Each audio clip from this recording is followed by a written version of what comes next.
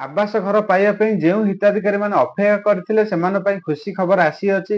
ଆପଣମାନେ ଜାଣିଛନ୍ତି ସମୁଦାୟ 37 ଲକ୍ଷ ଆବେଦନ ବା ସର୍ଭେ ହୋଇଥିଲା ଆବାସ ଘର ପାଇବା ପାଇଁ। ସେଥିମଧ୍ୟରୁ 3 ଲକ୍ଷକୁ ରିଜେକ୍ଟ କରାଯାଇଛି, ବାକି 34 ଲକ୍ଷକୁ ସର୍ଟଲିଷ୍ଟ କରାଯାଇଛି। ସେଇ 34 ଲକ୍ଷ ମଧ୍ୟରୁ ପ୍ରଥମ ପର୍ଯ୍ୟାୟରେ 10 ଲକ୍ଷ ହିତାଧିକାରୀଙ୍କୁ ଘର ବା ୱାର୍କ ଅର୍ଡର ବା ଟଙ୍କା ମିଳିବାକୁ ଯାଉଅଛି। ସେଇ 10 ଲକ୍ଷ ହିତାଧିକାରୀଙ୍କ ତାଲିକାରେ ଆପଣଙ୍କ ନାମ ଅଛି କି ନାହିଁ ଏବଂ ଯଦି ଆପଣ ଘର କାର୍ଯ୍ୟ ଆରମ୍ଭ କରିସାରିଛନ୍ତି କିମ୍ବା ଫାଉଣ୍ଡେସନ କିମ୍ବା ନିପଟାଲ ପର୍ଯ୍ୟନ୍ତ କାମ କରିସାରିଛନ୍ତି, ତେବେ ଆପଣଙ୍କ ଫର୍ମଟି ରିଜେକ୍ଟ ଆଗକୁ ହବ କି ଟଙ୍କା ମିଳିବ କି ନାହିଁ। ଯଦି ନିଜେ ସର୍ଭେ କରିଥିଲେ, ଅଧିକାରୀ ଆସିଥିଲେ କି ନ ଆସିକି ଆପଣ ନିଜେ ସର୍ଭେ କରିଥିଲେ, ତାହେଲେ ଆପଣଙ୍କ ଫର୍ମ ଆଗକୁ ରିଜେକ୍ଟ କରାଯିବ କିମ୍ବା ନ କରାଯିବ। ଭିଡିଓଟି ଶେଷ ପର୍ଯ୍ୟନ୍ତ ଦେଖନ୍ତୁ ଏବଂ ଭିଡିଓରେ ମୁଁ କହିବି କେବେ ଟଙ୍କା ମିଳିବ। ଜାନୁଆରୀ ମାସ ସରିବାକୁ ବସିଲାଣି, କେବେ ଟଙ୍କା ମିଳିବ। ଭିଡିଓଟି ଭଲ ଲାଗିଥିଲେ ଚ୍ୟାନେଲଟିକୁ ଏବେ ସବସ୍କ୍ରାଇବ କରନ୍ତୁ ଏବଂ ଭିଡିଓଟିକୁ ସମସ୍ତଙ୍କୁ ଅଧିକ ସେୟାର କରନ୍ତୁ, କାରଣ ଆବାସ ଘର ଉପରେ ସେମାନେ ଯେମିତି ସଠିକ ତଥ୍ୟ ଜାଣିପାରିବେ। ଦେଖନ୍ତୁ, ଭିଡିଓର ଆରମ୍ଭରେ ମୁଁ କହିଦଉଛି ଯେ ଏବେ କିଛି ଲୋକ ଆପଣଙ୍କୁ ମିଛ ପ୍ରତିଶ୍ରୁତି ବା ମିଛ ଲିଷ୍ଟ ଦେଖେଇବେ, ଯେଉଁଥିରେ କି କହିବେ, କିଛି ଲୋକ କହିବେ ଆପଣଙ୍କ ନାମ ଅଛି, ମାନେ କେମିତି ଘର ପାଇବୁ ସେଥିପାଇଁ କିଛି ଟଙ୍କା ଦେ, କିମ୍ବା ଆପଣଙ୍କ ନାମ ଏ ଲିଷ୍ଟରେ ନାହିଁ କି ଟଙ୍କା ଆମକୁ ଦେ, ଆମେ ସେ ଲିଷ୍ଟରେ ନାମ ଭରିଦେବୁ। ଦେଖନ୍ତୁ, ଏହା ଆପଣ ତାଙ୍କ ଉପରେ ବିଶ୍ୱାସ କରନ୍ତୁ ନାହିଁ। ଯଦି କରିବେ ସେଟା ଆପଣଙ୍କ ଉପରେ ଡିପେଣ୍ଡ କରୁଛି, କିନ୍ତୁ ବେଟର ହବ ଆପଣ ସବୁବେଳେ ଜିଆରଏସ୍ ହୁଅନ୍ତୁ କିମ୍ବା ପଞ୍ଚାୟତର ପିଓ ହୁଅନ୍ତୁ କିମ୍ବା ବ୍ଲକ ଅଫିସରଙ୍କ ସହ ଯୋଗାଯୋଗରେ ରୁହନ୍ତୁ। ସେମାନେ ଆପଣଙ୍କୁ ସଠିକ ତଥ୍ୟ ଦେବେ ଏବଂ ସଠିକ ମାର୍ଗ ଦେଖାଇବେ। ଆପଣ ମାନେ କୌଣସି ଦଲାଲଙ୍କ ହାବୁଡେ ପଡନ୍ତୁ ନାହିଁ କିମ୍ବା ତାଙ୍କୁ ଟଙ୍କା ଦିଅନ୍ତୁ ନାହିଁ। ଆପଣ ଯଦି ଏଲିଜିବୁଲ କ୍ୟାଣ୍ଡିଡେଟ ଆପଣ ଭାବୁଛନ୍ତି, ତାହେଲେ ଆପଣ ନିଜେ ପିଓ ସହ ହଉ କିମ୍ବା ଜିଆରଏସ୍ ସହ ଯୋଗାଯୋଗ କରନ୍ତୁ, କାରଣ ଏଇ ହିତାଧିକାରୀ ମାନଙ୍କୁ ଟଙ୍କା ମିଳିବାରେ ପିଓ ଜିଆରଏସ୍ ଙ୍କର ଭୂମିକା ବହୁତ ଗୁରୁତ୍ୱପୂର୍ଣ୍ଣ ରହୁଅଛି। ସବୁ ପଞ୍ଚାୟତରେ ପିଓ ଏବଂ ଜିଆରଏସ୍ ମାନେ ଅଛନ୍ତି। ଆପଣ ଯଦି ଜାଣି ପାରୁନାହାନ୍ତି, ତାହେଲେ ଆପଣଙ୍କ ସରପଞ୍ଚ ହୁଅନ୍ତୁ କିମ୍ବା ୱାର୍ଡ ମେମ୍ବର ହୁଅନ୍ତୁ, ତାଙ୍କୁ ଖାଲି ପଚାରନ୍ତୁ ଯେ ତାଙ୍କୁ ତାଙ୍କ ନମ୍ବର ହଉ କିମ୍ବା ସେମାନେ କୋଉ ଟାଇମରେ ଆସୁଛନ୍ତି ତାଙ୍କୁ ଟିକେ ଭେଟ କରିବା ପାଇଁ। ସରକାର ବାର କହୁଛନ୍ତି ଯେ ଆପଣ କାହାକୁ ଟଙ୍କା ଦିଅନ୍ତୁ ନାହିଁ। ତ ଆଜିକାଲିକା ଡେଟରେ ଆପଣ ଜାଣିଛନ୍ତି ଓଡିଶାରେ କଣ ଚାଲୁଛି, ମୁଁ ସେ ବିଷୟରେ କହିବା ପାଇଁ ଚାହୁଁନି। ଆପଣଙ୍କ ଇଚ୍ଛା, ଆପଣ ଯାହା କରିପାରିବେ। 10 ଲକ୍ଷ ଲିଷ୍ଟରେ ଆପଣଙ୍କ ନାମ ଅଛି କି ନାହିଁ ମୁଁ ଆକୁ ଭିଡିଓରେ କିଛି ସମୟ ପରେ ମୁଁ କହୁଛି। ତା ପୂର୍ବରୁ ମୁଁ ଆଲୋଚନା କରୁଛି ଯେ ବହୁତ ହିତାଧିକାରୀଙ୍କ ମନରେ ଗୋଟେ ପ୍ରଶ୍ନ ଯେ ମୁଁ ଘର କାମ ଅଳ୍ପ କରିସାରିଛି କିମ୍ବା ନିମଟାଲ ପର୍ଯ୍ୟନ୍ତ କରିସାରିଛି କିମ୍ବା ଆଜବେଷ୍ଟ ପକେଇଛି, ମତେ ଟଙ୍କା ମିଳିବ କି ନାହିଁ।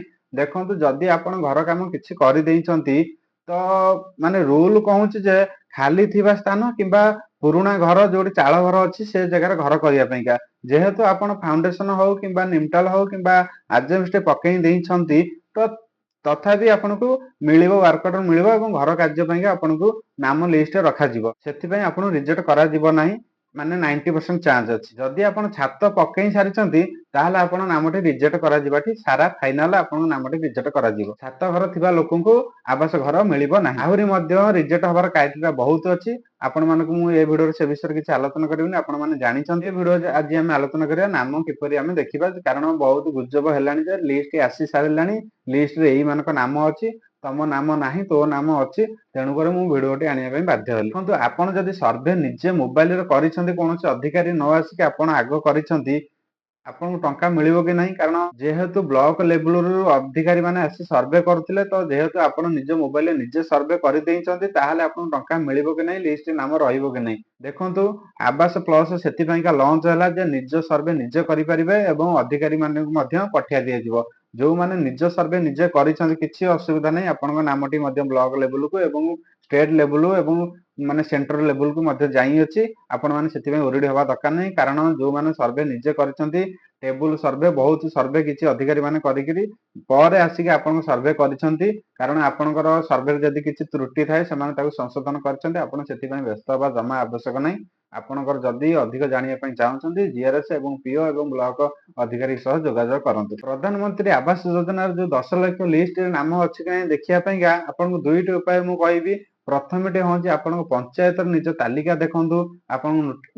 ଆପଣଙ୍କର ନୋଟିସ ବୋର୍ଡରେ ନିଜର ନାମ ମରା ହେଇଥିବ, ସେଠାରେ ଦେଖିପାରିବେ। ନାହିଁ ତ ଆପଣଙ୍କ ନିଜ ମୋବାଇଲରେ ଆପଣଙ୍କ ନାମ ଅଛି କି ନାହିଁ ମଧ୍ୟ ଦେଖିପାରିବେ। ପ୍ରଥମେ ନିଜ ମୋବାଇଲରେ ଥିବା କ୍ରୋମ ବ୍ରାଉଜର ଓପନ କରନ୍ତୁ ଏବଂ ସେଠାରେ ସର୍ଚ୍ଚ କରନ୍ତୁ PMAYG। ସର୍ଚ୍ଚ କଲା ପରେ ଦେଖନ୍ତୁ ପ୍ରଥମେ ଆସିଲା FTO ଟ୍ରାଞ୍ଜାକ୍ସନ୍ ସୁମାରି ତା ଉପରେ ଓକେ କରନ୍ତୁ। ଦେଖନ୍ତୁ ଲିଙ୍କଟି ଯଦି ମୁଁ କହିଥାନ୍ତି ତାହେଲେ ବହୁତ ବଡ଼ ହୋଇଥାନ୍ତା। ତେଣୁକରି ମୁଁ ଯେମିତି କହୁଛି ଆପଣ ସେମିତି ସର୍ଚ୍ଚ କରନ୍ତୁ ଏବଂ ଡାଇରେକ୍ଟ ଲିଙ୍କ ପାଇଁକା ମୁଁ ଡେସ୍କ୍ରିପସନରେ ଲିଙ୍କ ଦେଇଦେଇଛି ଆପଣ ସେଠାରେ କ୍ଲିକ୍ କରି ମଧ୍ୟ ଡାଇରେକ୍ଟ ଲିଙ୍କ ପାଇପାରିବେ। ସେଠାରେ ସର୍ଚ୍ଚ କଲା ପରେ PMAYG ସର୍ଚ୍ଚ କଲା ପରେ ଆପଣ ଏଠି ଦେଖନ୍ତୁ ହୋମ୍ ବୋଲି ଗୋଟେ ଅପସନ୍ ଦେଖଉଛି ତା ଉପରେ କ୍ଲିକ୍ କରନ୍ତୁ। କ୍ଲିକ୍ କଲା ପରେ ଦେଖନ୍ତୁ ଟିକେ ତଳକୁ ସ୍କ୍ରଲ୍ କରନ୍ତୁ। ସ୍କ୍ରଲ୍ କଲା ପରେ ଦେଖନ୍ତୁ ଏଜ୍ ଘରେ ଆପଣଙ୍କ ଅଛି ସୋସିଆଲ ଅଡିଟ୍ ରିପୋର୍ଟ ସେଠାରେ ଲେଖା ହେଇଛି ବେନିଫିସିଆଲ ଡିଟେଲ ଫର ଭେରିଫିକେସନ ତା ଉପରେ କ୍ଲିକ୍ କରନ୍ତୁ। ତାପରେ ଏଠାରେ ଦେଖନ୍ତୁ ଆପଣ ନିଜର ଷ୍ଟେଟ୍ ବାଛନ୍ତୁ। ଆମେ ଯେହେତୁ ଓଡ଼ିଶା ଷ୍ଟେଟ୍ ଆମେ ଓଡ଼ିଶାରେ ସିଲେକ୍ଟ କରିବା ଏବଂ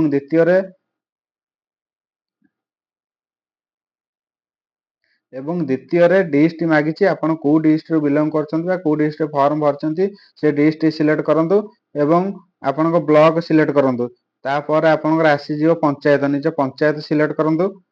ପଞ୍ଚାୟତ ସିଲେକ୍ଟ କଲା ପରେ ଦେଖନ୍ତୁ ଏଠାରେ ଆପଣଙ୍କୁ କୋଉ ଇୟରର ଦେଖିବା ପାଇଁ ଚାହୁଁଛନ୍ତି। ଯେହେତୁ ଆମର ସର୍ଭେଟା 2024-25 ମସିହାରେ ହୋଇଥିଲା ଆମେ 2024-25 ମସିହା ଉପରେ କ୍ଲିକ୍ କରିବା ଏବଂ ଏଠାରେ ବହୁତ ପ୍ରକାର ଘର ପାଇଁକା ଆପଣଙ୍କୁ ସହାୟତା ଯୋଉ ଟଙ୍କା ମିଳୁଛି ସବୁର ଲିଷ୍ଟ ଅଛି। ଆମେ ଯେହେତୁ ପ୍ରଧାନମନ୍ତ୍ରୀ ଆବାସ ଘର ଦେଖିବା ପାଇଁ ଚାହୁଁଛେ ତେଣୁକରି ପ୍ରଥମେ ଆସିଥିବା ଅପସନ ଉପରେ କ୍ଲିକ୍ କରନ୍ତୁ। ଏଠି କ୍ୟାପଚାଟି ଶୋ କରୁଛି ଏଠି ଆପଣ ପ୍ଲସ୍ ମାଇନସ୍ କରିକି ଏଠି ଆନ୍ସରଟି ଭରି ଦିଅନ୍ତୁ ଏବଂ ସବମିଟ୍ କରନ୍ତୁ। ଦେଖନ୍ତୁ ସବମିଟ୍ କଲା ପରେ ଏଠାରେ ଲେଖିଲା ଡାଟା ନଟ୍ ଫାଉଣ୍ଡ ତାହା ଅର୍ଥ ଏବେ ସୁଦ୍ଧା ମାନେ ଓଡ଼ିଶାରେ କୌଣସି ପଞ୍ଚାୟତରେ ଲିଷ୍ଟ ଏବେ ସୁଦ୍ଧା ବାହାରି ନାହିଁ କିମ୍ବା ଅନଲାଇନରେ ମାନେ ସେଭ୍ କରାଯାଇନାହିଁ ବାହାରେ ପବ୍ଲିକ କରାଯାଇନାହିଁ। ଏବେ ସୁଦ୍ଧା ଅଫିସିଆଲିରେ ଅଛି ସେମାନେ ତଦାରଖ କରୁଛନ୍ତି ପ୍ରକୃତରେ ଇଏ ହିତାଧିକାରୀ ଆଗରୁ ଘର ପାଇଛି କି ନାହିଁ, ପ୍ରକୃତରେ ବାପଠାରୁ ଭିନ୍ନ ହୋଇଛି ଭାଇଠାରୁ ଭିନ୍ନ ହୋଇଛି କି ନାହିଁ, ପ୍ରକୃତରେ ତାଙ୍କର ଘର ଅଛି କି ନାହିଁ, ପ୍ରକୃତରେ ଚାକିରି କରିଛନ୍ତି କି ନାହିଁ, ପ୍ରକୃତରେ 4 ଚକିଆ ମାନେ ଗାଡ଼ି ଅଛି କି ନାହିଁ ଏସବୁ ବର୍ତ୍ତମାନ ସର୍ଭେ ଚାଲିଛି। ଯେବେ ସର୍ଭେ କମ୍ପ୍ଲିଟ୍ ହେବ ଆପଣଙ୍କୁ ଏ ୱେବସାଇଟ୍ ଦେଖିବା ପାଇଁ ମିଳିବ ଏବଂ ପଞ୍ଚାୟତ ଅଫିସରେ ଲିଷ୍ଟ ମଧ୍ୟ ଜାରି ହେବ ଏବଂ ଆପଣ ନିଜର ଲିଷ୍ଟ ଦେଖିପାରିବେ ମୋବାଇଲରେ ଏବଂ ପଞ୍ଚାୟତ ଅଫିସରେ। ତେଣୁକରି ଆପଣମାନେ ବ୍ୟସ୍ତ ହୁଅନ୍ତୁ ନାହିଁ ଟିକେ ୱେଟ୍ କରନ୍ତୁ ଏବଂ ଆମେ ଏଠି ଆଲୋଚନା କରିବା କେବେ ଟଙ୍କା ମିଳିବ। ଯେହେତୁ ଜାନୁଆରୀ ମାସରେ ମନ୍ତ୍ରୀ କହିଥିଲେ ମିଳିବ ତା ପୂର୍ବରୁ ଡିସେମ୍ବର ମାସ ମଧ୍ୟ ସ୍ଥିର ହୋଇଥିଲା। ଡିସେମ୍ବର ମାସରେ ମିଳିନଥିଲା କୌଣସି କାରଣରୁ ବିଳମ୍ବ ହୋଇଥିଲା। ଜାନୁଆରୀ ମାସକୁ ସିଦ୍ଧାନ୍ତ କରାଯାଇଥିଲା ଏବଂ ଜାନୁଆରୀ ମାସ ସରିବାକୁ ଆଉ 2-4 ଦିନ ରହିଲା। ଏବେ ସୁଦ୍ଧା କୌଣସି ପ୍ରକାର ଫଇସଲା ହୋଇନାହିଁ। ଆପଣଙ୍କୁ ହୁଏତ ଆଗକୁ ଫେବୃଆରୀ ହୋଇପାରେ କିମ୍ବା ଫେବୃଆରୀ ଲାଷ୍ଟ ହୋଇପାରେ। ଆପଣମାନେ ଅପେକ୍ଷା କରନ୍ତୁ ଏବଂ ଚ୍ୟାନେଲଟିରେ ଯୋଡ଼ି ହୋଇକି ରୁହନ୍ତୁ। ଯେବେ ଆପଣଙ୍କ ନାମ ଆସିବ କିମ୍ବା କୌଣସି କିଛି ଅପଡେଟ୍ ଆସିବ ମୁଁ ଏଇ ଚ୍ୟାନେଲ ମାଧ୍ୟମରେ ଆପଣଙ୍କୁ ଇନଫର୍ମେସନ କରିବି ଏବଂ ଦେଖା ହେବା ନୂଆ ଏକ ଭିଡ଼ିଓରେ। ରହିଲି, ନମସ୍କାର, ଜୟ ଜଗନ୍ନାଥ।